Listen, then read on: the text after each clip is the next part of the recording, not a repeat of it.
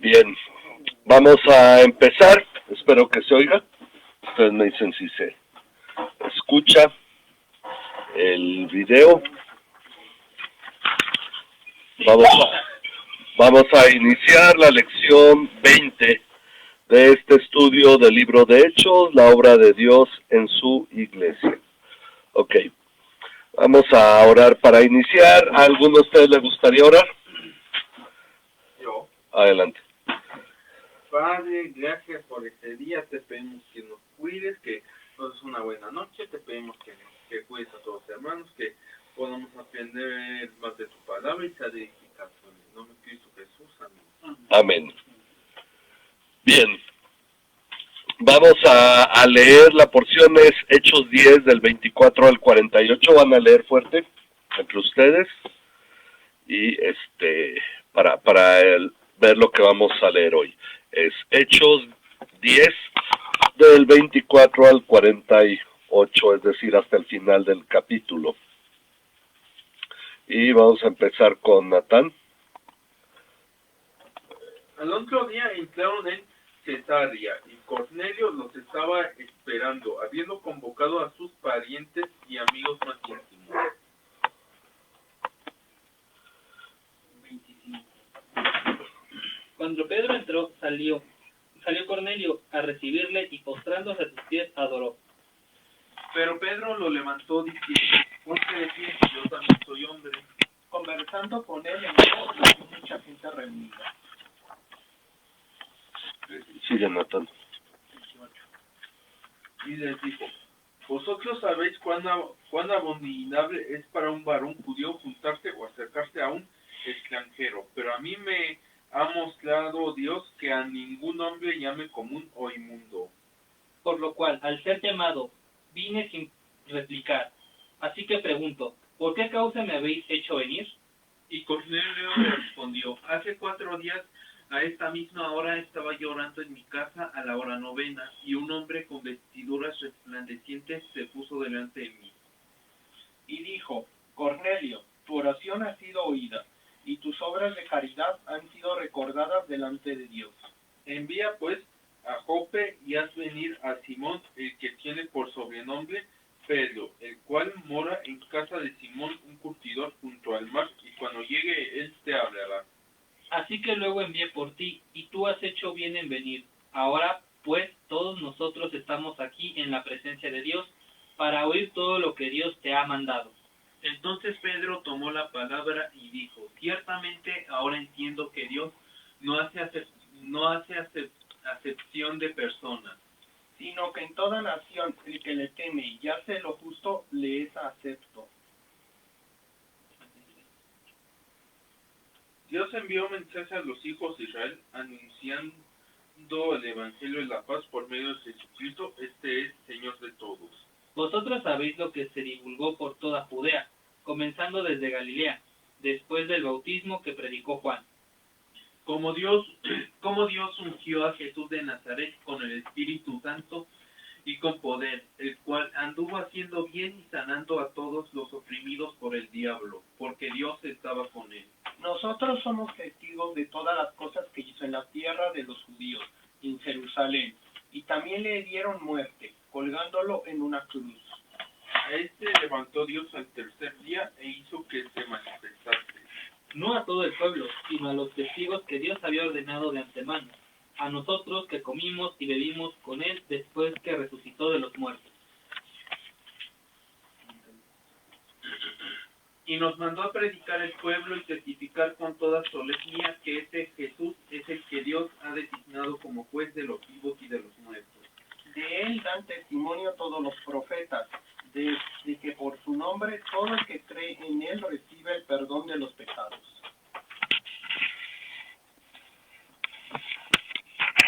Mientras aún hablaba Pedro estas palabras, el Espíritu Santo cayó sobre todos los que oían del discurso.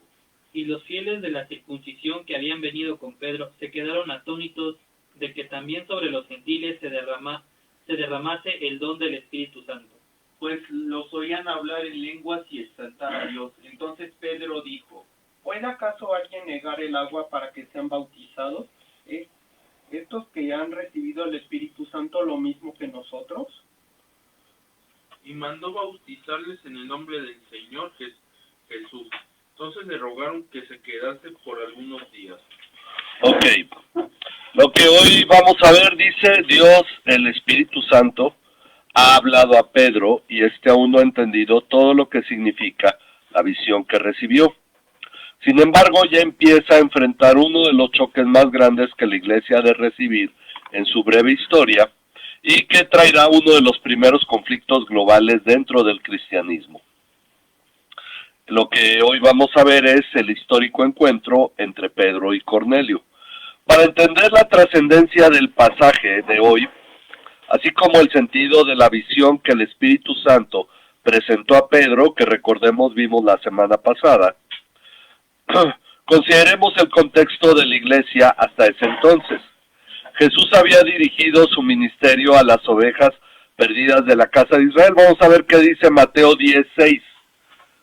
Mateo 10:6 y luego Mateo 15:24. Ajá. Sino id ante las ovejas perdidas de la casa de Israel.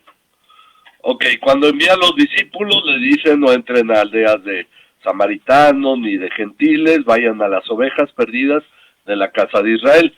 Luego el 15:24.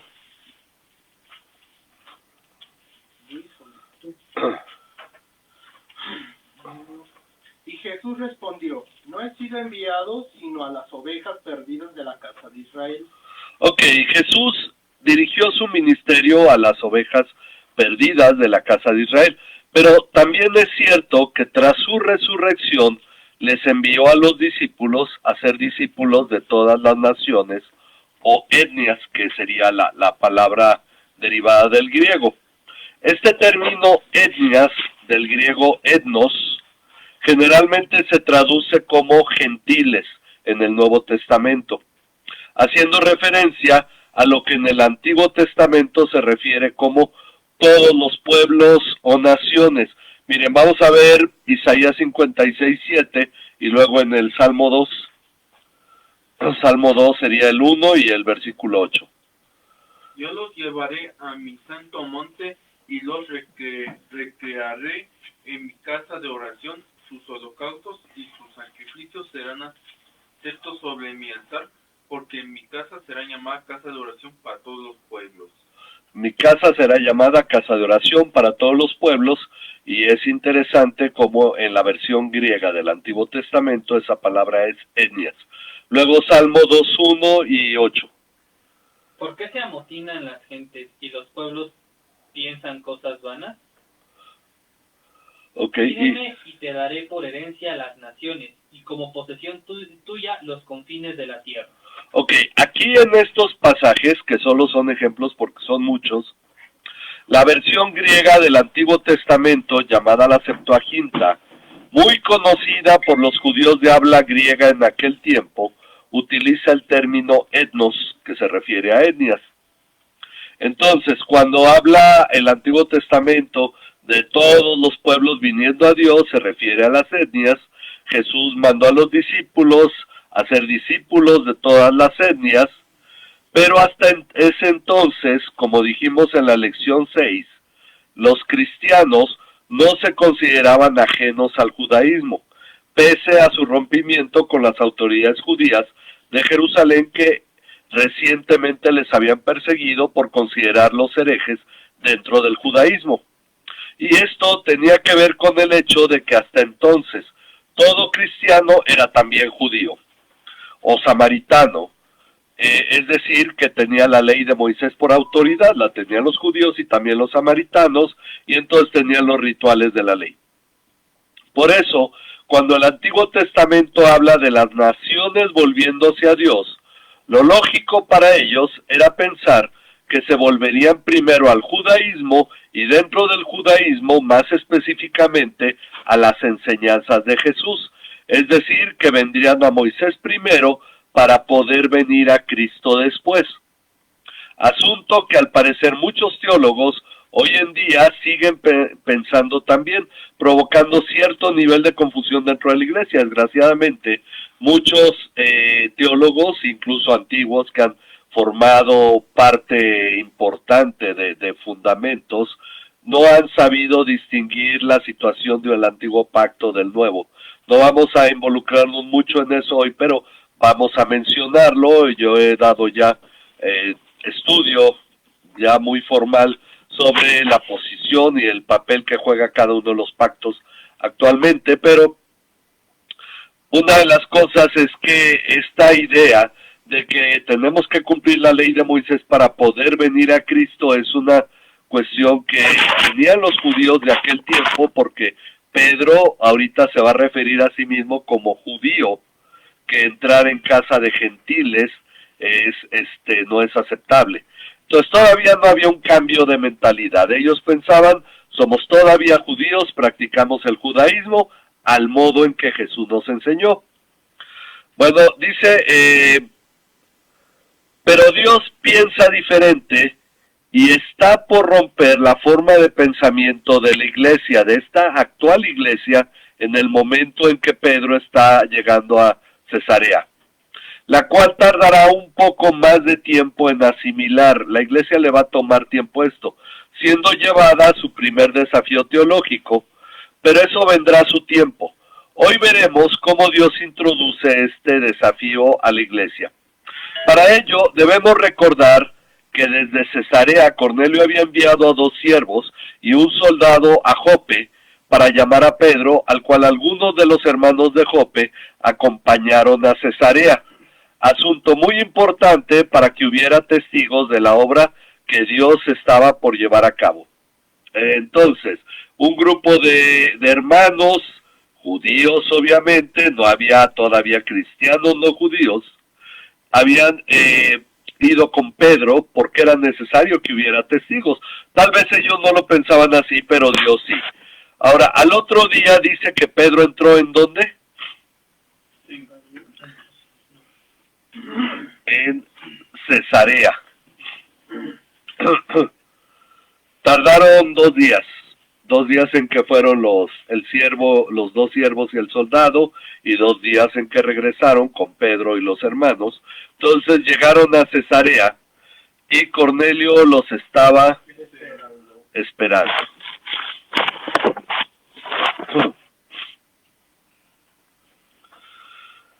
Siendo un hombre de fe, Cornelio, no lo dice el pasaje, pero lo entendemos nosotros, había reunido a sus parientes, vamos a ponerle a sus parientes y amigos íntimos, basándonos en la Nueva Biblia de las Américas. Había reunido a sus parientes y amigos íntimos.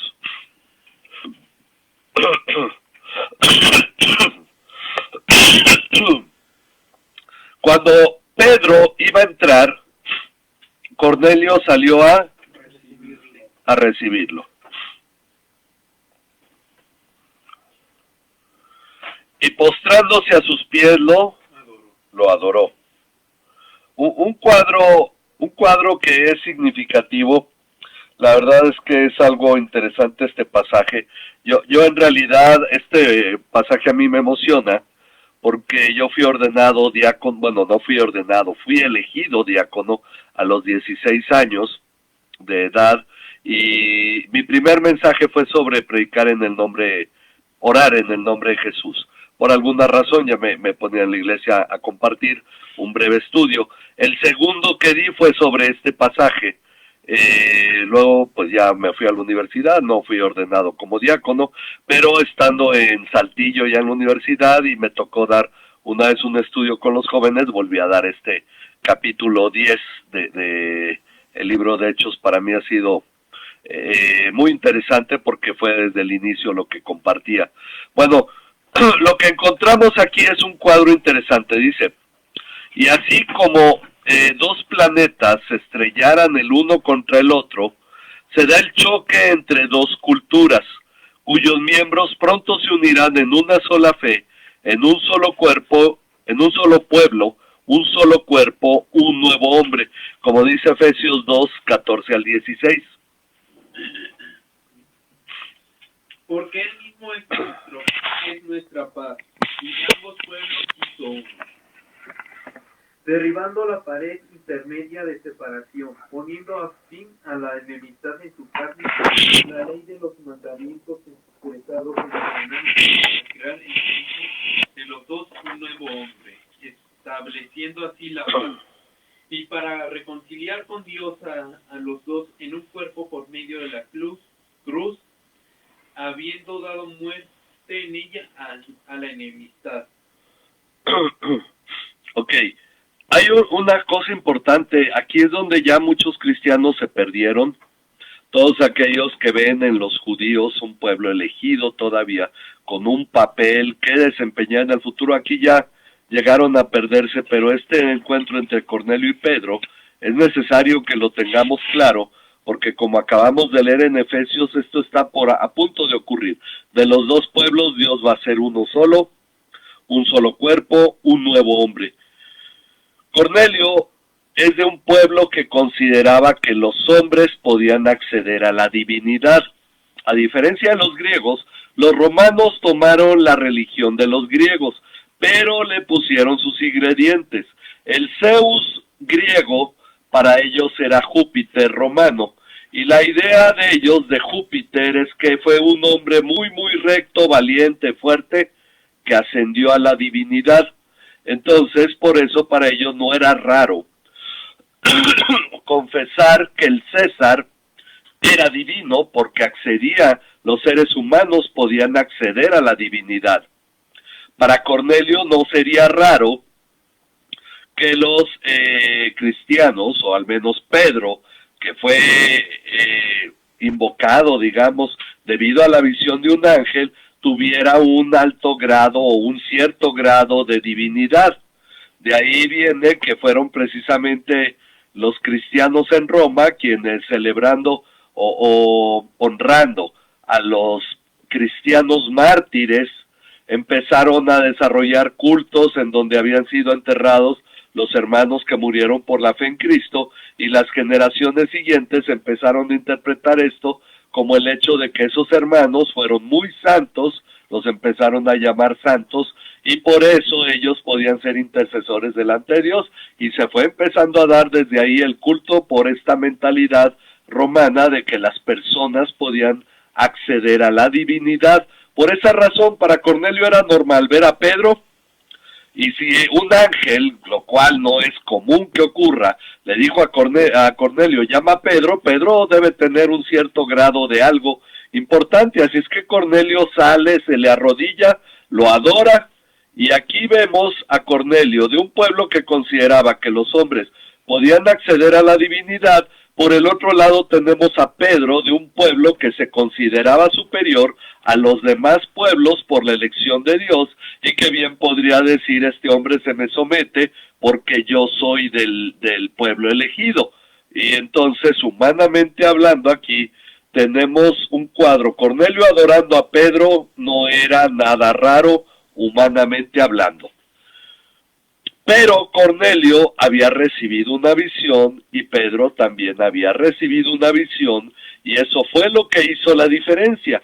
Dios estaba enseñándoles algo nuevo a ambos. Así que Pedro levantó a Cornelio diciendo, ponte de pie, yo también soy hombre. Podríamos decir que con esto descartó totalmente toda esa forma en que los seres humanos honran a uno que dice ser sucesor de Pedro, y se le arrodillan y no siguen lo que Pedro hizo. Bien, dice, entonces, conversando con él, lo levantó y empezaron a caminar hacia la casa, platicando, conversando con él. Entró y halló que mucha gente reunida. Entró y halló mucha gente reunida.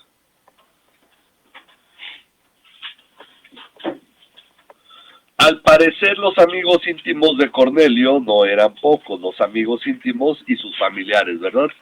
mucha gente reunida. Dice, lo que destaca aquí es el corazón de un hombre que entiende que el mensaje de parte de Dios no es solo para él, sino algo para compartir con todos sus seres queridos y amigos.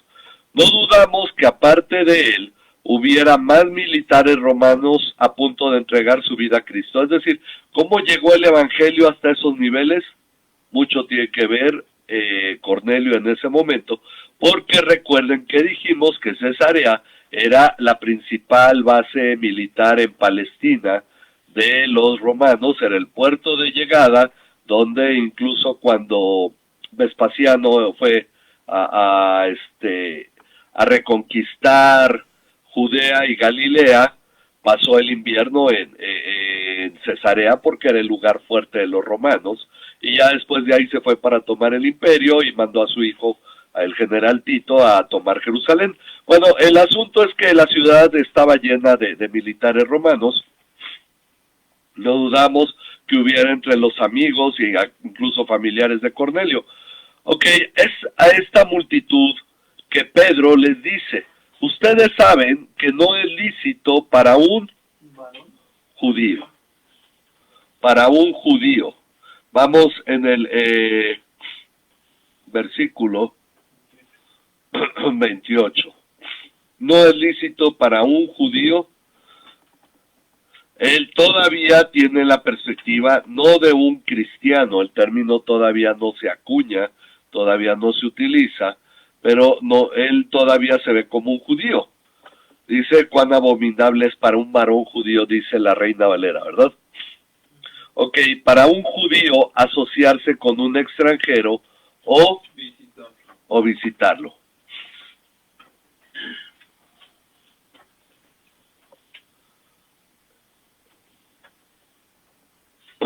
O acercarse, dice en la Reina Valera, ¿verdad? Bueno. Y, ¿dónde voy?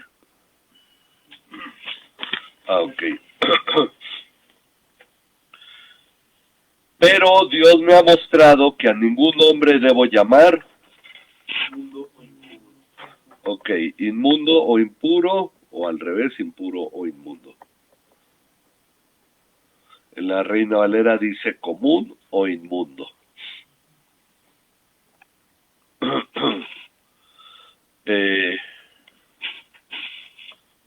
Por eso, cuando mandaron a buscarme, vine sin imponer ninguna objeción. En el versículo 29, ¿verdad? O vine sin replicar. Ok, Pedro ya entendió de qué se trataba la visión que el Espíritu le había mostrado. Él ya está entendiendo que lo que estaba ocurriendo es sensible a la obra del Espíritu. Dice, Pedro ha comprendido la visión y eso es el inicio de una nueva etapa en la iglesia. Ninguna etnia es superior a otra, todas son de Dios. Pero aquella que fue llamada a ser su especial tesoro, no guardó su pacto. ¿Qué dice Éxodo 19:5? Y luego alguien más, Hebreos 8, 6, 7 y 13. A ver, Éxodo 19:5.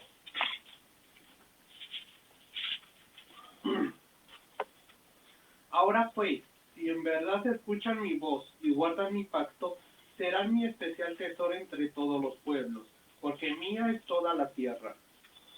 Ok, entonces, hay una condicionante. Si oyen mi voz y guardan mi pacto, serán mi especial tesoro, porque mía es toda la tierra. Entre todos los pueblos, usted es mi especial tesoro. ¿Qué pasó con ese pacto? No lo guardaron. Y no oyeron la voz de Dios. Así es que, entonces, dice, aquella nación que fue llamada a ser su especial tesoro, no guardó su pacto, por lo que ahora hay un nuevo pacto que está tomando el lugar del anterior, Hebreos 8:6. Pero ahora tanto mejor ministerio es el suyo, cuanto es mediador de un mejor pacto establecido sobre mejores promesas. El 7. Porque si aquel primero hubiera sido sin defecto, ciertamente no se hubiera 13. Al decir, nuevo pacto ha dado por viejo al primero, y lo que se da por viejo y se envejece está próximo a desaparecer. Entonces, hay un nuevo pacto tomando el lugar del antiguo pacto. Pedro, los demás apóstoles, todos los cristianos no son todavía conscientes de ello. Luego ellos van a instruir sobre esto. Pero ya hay un nuevo pacto en el lugar del anterior y está empezando a hacer su efecto en el sentido de que ya ningún pueblo es distinto a otro. Ya no hay cuestión de nacionalidad que haga distinción. Por esa razón, ahora todos los cristianos pueden ser de cualquier nación y de ahí es de donde viene y surge el término universal que se aplica, bueno, que en griego es católicos. No se aplica a una línea que afirma ser la única, pero que finalmente también se ha desviado de la palabra. Bueno, el asunto es que Pedro les pregunta, ¿por qué causa me han llamado? Ok, ya vine, Dios me dijo, no llames a nadie inmundo, entonces puedo entrar a su casa, no hay problema de mi parte porque Dios ya me mostró que puedo hacerlo. Finalmente, incluso ese concepto de que un judío no podía entrar en la casa de un gentil no es de la ley, no tiene que ver con la ley de Moisés, tiene que ver con las tradiciones de los ancianos que había quedado arraigada en este sentido de que hoy en día incluso los judíos hacen esta distinción, ¿no? Entre ellos y los goyim, aunque bueno, entran a donde sea. Pero el asunto es que Pedro ahora no sabe a qué lo envió el Espíritu, solo le enseñó que no debía llamar a nadie impuro o inmundo. Y entonces la pregunta es sincera. Así es que Cornelio respondió, ¿hace cuántos días? 4 días. Hace 4 días, a esta misma hora, estaba yo orando en mi casa, a la hora 9, y un hombre con vestidura resplandeciente se puso delante de mí y dijo, Cornelio, tu oración ha sido oída. ¿Qué pidió Cornelio? No sabemos, le preguntaremos en el cielo. Su oración fue oída y sus obras de caridad han sido recordadas delante de Dios.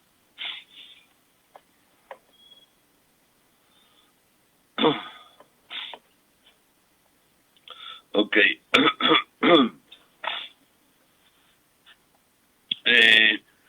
Envía unos hombres a Jope y haz llamar a Simón.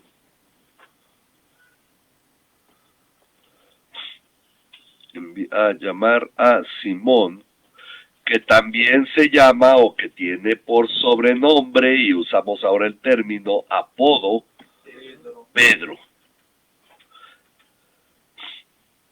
que es griego. Simón es hebreo y proviene de Simeón. Él está hospedado en casa de Simón, su tocayo, el curtidor, junto al mar. Por tanto, al instante envía a buscarte y has hecho bien en venir.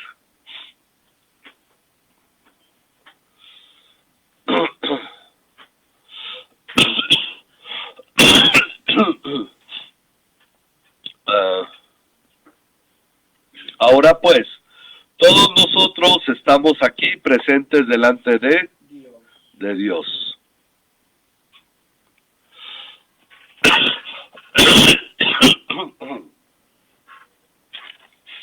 Estamos aquí presentes delante de Dios.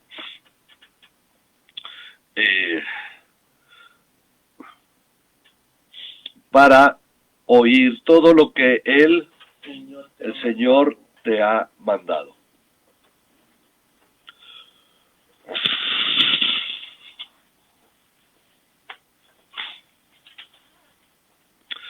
Cornelio y sus compañeros tienen puesta su expectativa en lo que Dios les ha de decir. Ahora, es importante aclarar esto porque no hemos perdido de vista el hecho de que pese a que Cornelio se humilló delante de Pedro o le adoró, él era un hombre creyente en Dios. Era un hombre que esperaba escuchar algo de Dios. Estaba el asunto de su cultura, pero no por eso él estaba poniendo la mirada en Pedro, sino en lo que Dios tenía que decirles a ellos. ¿Por qué razón había que llamar a Pedro? Bueno, entonces Pedro tomó la palabra y dijo: ciertamente ahora entiendo que Dios no hace acepción de personas. Y se acabó el dispensacionalismo con esa frase. No hacer acepción de personas es que no le da a unas personas una situación diferente a otras, es decir, en este sentido de elegir un pueblo, una etnia por encima de otra. Dice, no, porque tú no eres de este pueblo, por eso no me agradarás. No, dice, Dios no hace acepción de personas, sino que en toda nación, el que le teme y hace lo justo, le es acepto. Es decir, hay gente que será salva de todo pueblo y nación. El mensaje que él envió al pueblo de Israel, predicando paz por medio de Jesucristo, que él es Señor de todos. Cuando los mesiánicos dicen, pero es que Dios es el Dios de los judíos. Y Pablo también en Romanos dice, ¿acaso Dios es solo Dios de los judíos? ¿No lo es también de los gentiles? Y Pedro aquí lo afirma.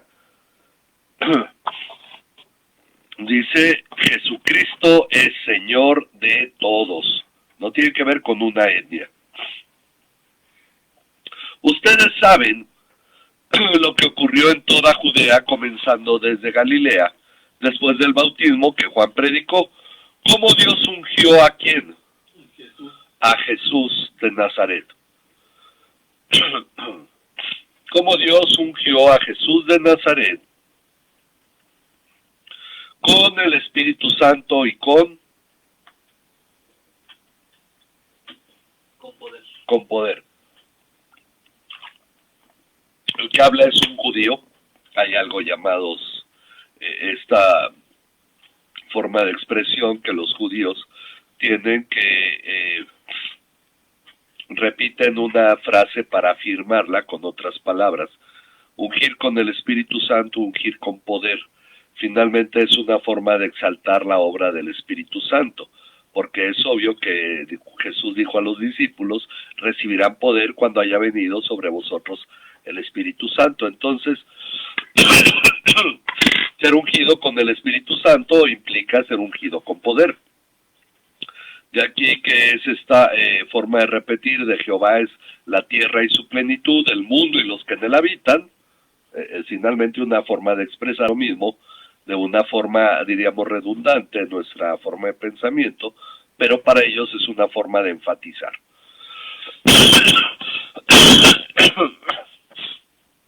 Dice, el cual anduvo haciendo bien y sanando a todos los oprimidos por el diablo, porque Dios estaba con él.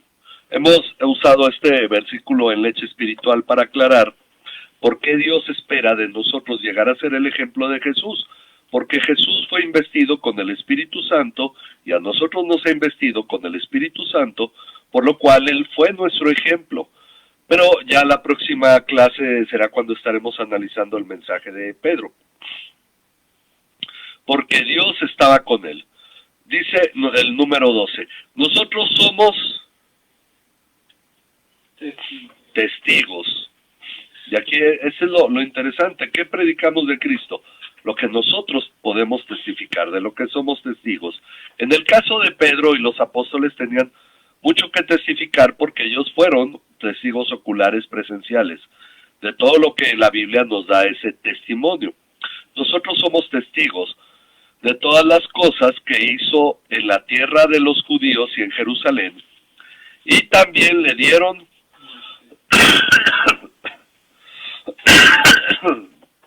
muerte colgándole en una cruz.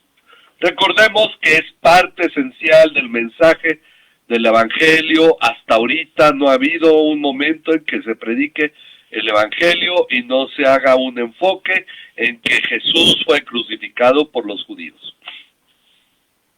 Aquí ya no menciona como tal a los judíos, pero Jesús fue crucificado, le dieron muerte colgándole en una cruz. Ok, ¿por qué? Porque es parte del mensaje de salvación. Pero Dios lo resucitó al tercer día.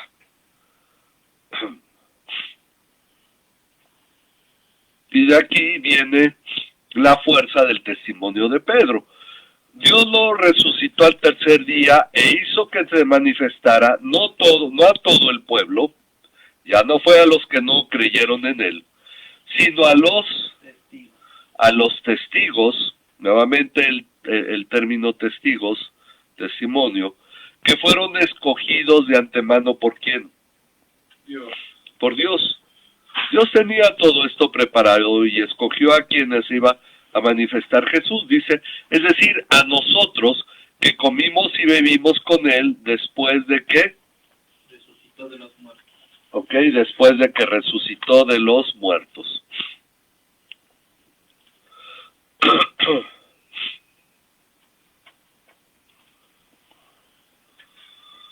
Y nos mandó a predicar ¿a quién? Al pueblo. Al pueblo. Nos mandó a predicar al pueblo y testificar con toda solemnidad que este Jesús es el que Dios ha designado como juez de los vivos y de los muertos.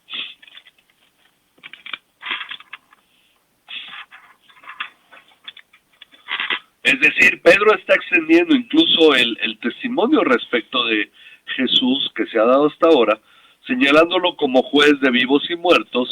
Dice, y de él dan testimonio todos los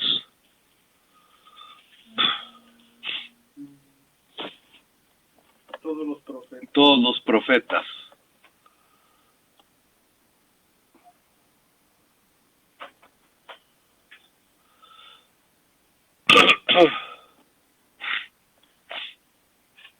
De que por su nombre todo el que cree en él recibe el perdón de los pecados. Por su nombre todo el que cree en él recibe el perdón de los pecados. Esta es la médula del Evangelio. Por eso aquí Lucas hace una pausa en el mensaje de Pedro y dice, mientras Pedro aún hablaba estas palabras, el Espíritu Santo cayó. Vamos a ponerlo. El Espíritu Santo cayó sobre los que oían el mensaje.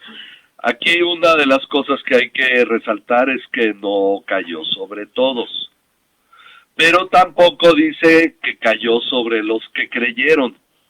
Y la pregunta es, finalmente, podemos decir que si alguien estaba distraído pensando en otra cosa, no puso atención al mensaje, pues el Espíritu no cayó en esa persona.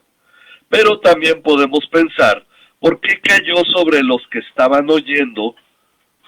Pues es lógico que los que estaban oyendo creyeron.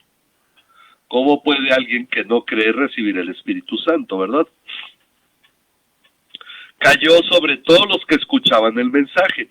Es interesante porque no hay una explicación aquí, pero el hecho es de que sabemos que la elección es de Dios y que dio a todos los que escuchaban el mensaje el creer en Cristo. Dice, todos los creyentes que eran de la circuncisión, ¿quiénes son estos? Los que acompañaron a Pedro, porque hay una cosa, en el capítulo 6, habla de los creyentes judíos, que los creyentes griegos, o los griegos, dice la Reina Valera, y los de etnia griega o de habla griega, dice en otras versiones, los divide de esa manera porque todos eran judíos, y es obvio que al ser judíos todos los varones estaban circuncidados, todos practicaban la circuncisión. aquí hace una distinción. Los creyentes que era de la circuncisión, para enfatizar que hasta ahora, finalmente todos los creyentes estaban enfocados o creían que era importante la circuncisión. Pero el hecho es de que está por haber creyentes que no son de la circuncisión. Todos los anteriores eran de la circuncisión. Por eso así lo señala para distinguir los creyentes, porque podría decir todos los creyentes y solamente dejarlo así porque asumimos que todos eran judíos. Pero acaba de surgir el hecho de que ya hay creyentes que no son judíos, que no son de la circuncisión. ¿Sí me explico? Por esa razón pone aquí esa característica. Todos los creyentes que eran de la circuncisión, que habían venido con Pedro, se quedaron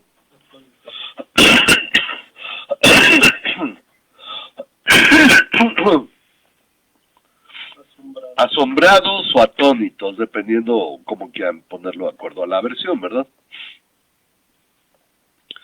Para ellos fue una novedad tremenda. Se quedaron asombrados, atónitos, porque el don del Espíritu Santo había sido derramado también sobre los gentiles. Y desde que Abraham fue llamado, y luego sus descendientes, y luego el pueblo de Israel, y empezó a marcarse toda esta línea, no había habido esta idea, aunque bueno, sí llegó a haber gente que no era hebrea y participó en el pueblo de Israel, pero de que esta situación ocurriera porque había habido siempre esa distinción. Pero ahora el Espíritu Santo ha sido derramado también sobre los gentiles, pues los oían hablar en lenguas y exaltar a Dios. Ahora, los oían hablar en lenguas significa, lo más seguro, porque, bueno, pues hacer ruidos de glosolalia, como se le llama, pues podría ser mucho, y decir, bueno, pues a lo mejor empezó uno, dos, y los demás lo siguieron.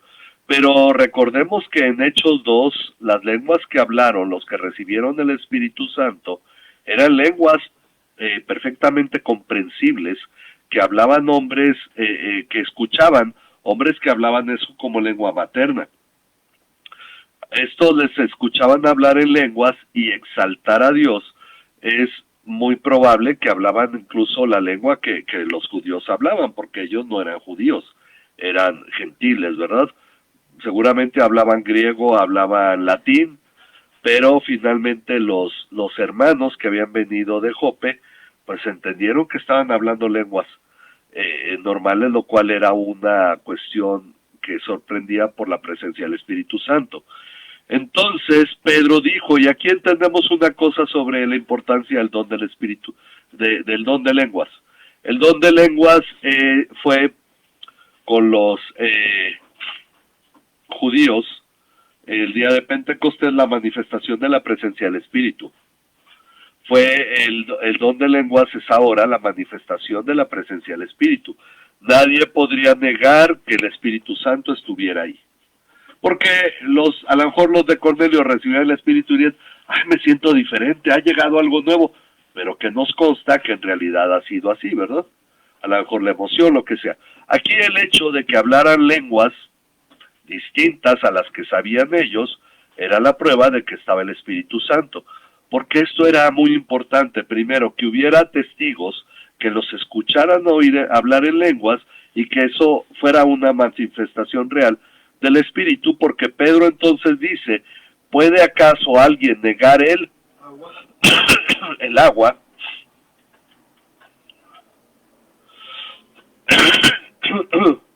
Para que sean bautizados estos que han recibido el Espíritu Santo, lo mismo que nosotros, es decir, ya somos iguales. Esto también rompe con la idea de que el Espíritu Santo se recibe en el bautismo, porque estos recibieron antes de bautizarse. Otros lo recibieron al bautizarse. Es decir, no es dependiendo del bautismo. Ok, ¿puede alguien negar el agua para que sean bautizados estos que han recibido el Espíritu Santo lo mismo que nosotros? Y mandó que fueran bautizados en el nombre de Jesucristo. Es decir, por esta fe en Jesucristo, porque es evidente que si los bautizaron de acuerdo al mandato de Jesús, fueron bautizados en el nombre del Padre, del Hijo y del Espíritu Santo. Pero cuando dice bautizados en el nombre de Jesucristo, es la diferencia con el bautismo que anteriormente había de Juan, que era un bautismo para arrepentimiento. Aquí ya era un bautismo debido a que habían creído en Jesucristo. ¿Ok? Entonces, ¿por qué? Porque los discípulos no podían romperle la instrucción que les dio Jesús de bautizar en el nombre del Padre, el Hijo y el Espíritu Santo. Si fuese como algunos dicen, no, pero ellos ya bautizaron solo en el nombre de Jesús, entonces estaban desobedeciendo. Porque el mandato fue bautizar en el nombre del Padre, del Hijo y del Espíritu Santo. Dice, entonces le pidieron que se quedara con ellos unos días. Ok, hay cosas que vamos a analizar en la siguiente lección, así es que es apropiado que estudiemos o hagamos este análisis, porque el mensaje finalmente es profundo. Lleva a las personas en la casa de Cornelio a creer en Jesús, por lo tanto, recibir el Espíritu Santo, porque eso implica que hubo salvación. Por eso Pedro dice, pues, ¿quién les va a negar el agua para ser bautizados? Y manifestando aquí la importancia de que el creyente debe ser bautizado, pero que era debido a que había una constancia de que ellos, no siendo judíos ni samaritanos, habían recibido el Espíritu Santo, es decir, habían recibido salvación. Y no se habían vuelto primero a la ley de Moisés, sino que habían creído en Jesús para salvación.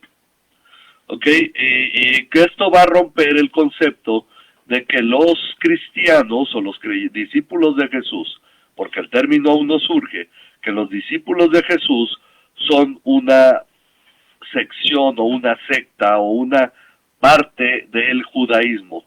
Ya esto va a ir quedando atrás poco a poco. ¿Ok? ¿Alguna pregunta? Bien. Entonces, pues vamos a orar para terminar. Vamos a dar gracias a nuestro Dios por este tiempo, por este estudio. Dios y Padre, te damos gracias por el mensaje que podemos ver aquí.